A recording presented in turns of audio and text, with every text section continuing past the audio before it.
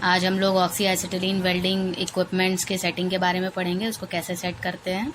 ठीक है, तो जैसा कि आप लोग देख रहे हैं यहाँ पर क्या है, एक एसिटिलीन सिलेंडर ले रखा हुआ है, ऑक्सीजन सिलेंडर है। देखने से पता चल रहा है एसिटिलीन की हाइट जो है वो कम है, ऑक्सीजन की हाइट सिलेंडर की ज़्यादा है। ठीक है, दोनों पे ऑक्सीजन, ये यहाँ पे प्रेशर रेगुलेटर लगा हुआ है ऑक्सीजन के लिए, एसिटिलीन के लिए रेगुलेटर लगा हुआ है। होस पाइप्स हैं, ये पाइप्स गए हुए हैं यहाँ पर, उसको यहाँ पर हमने टॉर्च से, वेल्डिंग टॉर्च से कनेक्ट करके रखा हुआ है। ठीक है, और उसके आगे ये हमारी वेल्डिंग टॉर्च है, फिलर रॉड की मदद से यहाँ पे वेल्डिंग कर दी जा रही है। तो टोटल कुछ इस तरीके का सेटअप होता है। अब देखते हैं कि सिलेंडर को कैसे किस तरीके से रखा जाता है।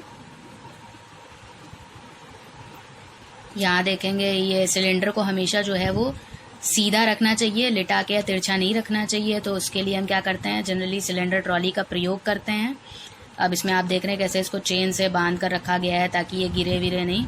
ठीक है, और यहाँ पर एक होल्डर लगा हुआ है, ऐसे टॉर्च को यहाँ पे सेट करके रखा है, गॉगल्स और रिक्वायर्ड चीज़ों को भी इसमें हमने अटैच कर दिया है।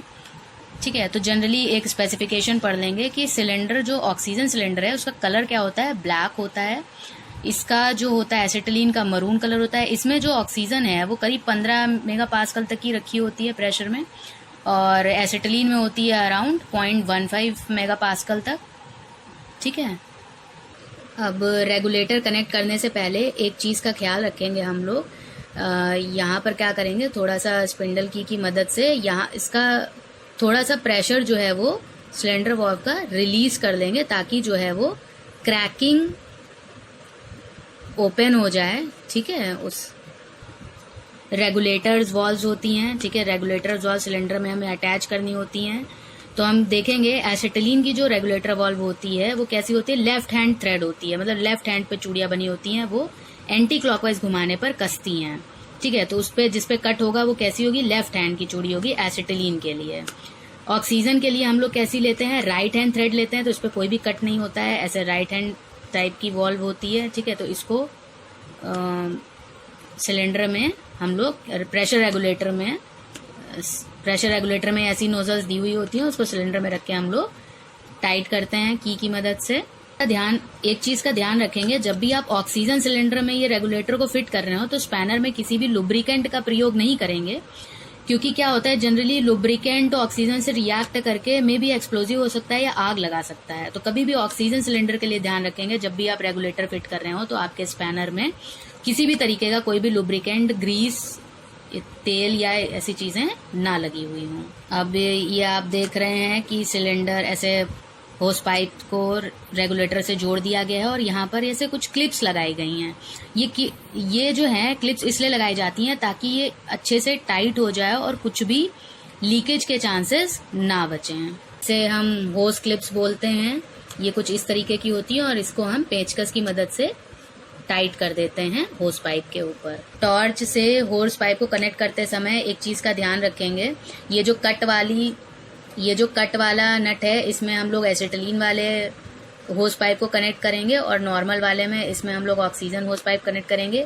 अब ये जो होती है इसमें ब्लो पाइप जो होती है इसमें एक नॉन रिटर्न एक प्रोटेक्टर लगा होता है, होस प्रोटेक्टर लगा होता है, जो कि एक नॉन रिटर्न वॉल्व की तरह काम करता है, जिससे कि जो गैस होती है वो वापस जो है वो रिटर्न नहीं होती है। ठीक है, सेटअप हो जाने के बाद में हम लोग क्या करेंगे, प्रेशर सेट कर देंगे। तो ऑक्सीजन का जनरली 15 मेगापास्कल और एसिटिलीन का 0.15 मेगापास्कल के लगभग जो है वो प्रेशर रखा जाता है।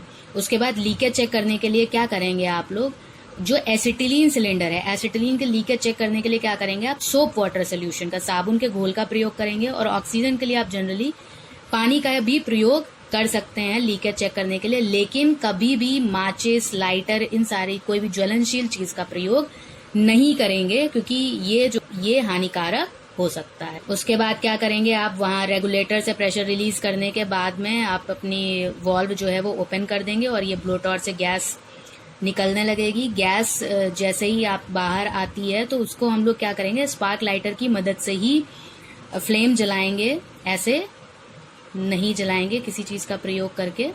ठीक है, और लौ आपकी जो है वो जलने लगेगी, फिर आप वेल्डिंग आराम से कर सकते हैं। ठीक है, ये कुछ इस तरीके की लौ अलग अलग उसके आधार पर जो है वो लौ जलती है। तो फिलहाल मैं यहाँ पर आपको न्यूट्रल फ्लेम दिखा रही हूँ, ठीक है। ये जो है ये इनर कोन है और ये बाहर वाली जो है ये आउटर कोन है। इसका इनर कोन का ही जनरली प्रयोग यहाँ पर वेल्डिंग के लिए किया जाता है। वाइट कलर की होती है, आउटर कोन जो है वो ब्लू कलर की होती है। अलग अलग टेम्परेचर मात्रा मिश्रण के ऊपर डिपेंड करता है कि आप ऑक्सीजन और एसिटिलीन कैसा कैसा ले रहे हैं, उस हिसाब से आपकी फ्लेम जो है वो निर्भर करती है। अब देखेंगे कि वेल्डिंग कर ली, आपने जॉब जोड़ ली है, उसके बाद सेटअप बंद करते समय किन चीज़ों का ख्याल रखेंगे। तो कार्य समाप्ति के पश्चात सबसे पहले आप क्या करेंगे, एसिटिलीन वाल्व बंद करेंगे, फिर ऑक्सीजन सिलेंडर की वाल्व बंद करेंगे। उसके बाद जो एसिटिलीन ब्लो पाइप की वाल्व खुली हुई है उसका प्रेशर रिलीज कर देंगे। ऑक्सीजन वाल्व से खोलकर ऑक्सीजन पाइप का प्रेशर रिलीज कर देंगे। रेगुलेटर का जब तक शून्य ना हो जाए उसको देखेंगे। उसके बाद रेगुलेटर को जो है पेंच से टाइट कर देंगे, ऑक्सीजन रेगुलेटर को टाइट कर देंगे। उसके बाद ब्लो पाइप की एसिटिलीन वाल्व को बंद कर देंगे। इसी प्रकार ऑक्सीजन वाल्व को बंद कर देंगे और साथ ही साथ इस चीज़ का ध्यान रखेंगे कि उपकरण के आसपास कोई भी आग नहीं है और नोजल को जल में डुबाकर गैस पूरी तरीके से समाप्त करती गई है, ठीक है। इन चीज़ों का ख्याल रखते हुए आप सेटअप को जो है बंद करके रख देंगे।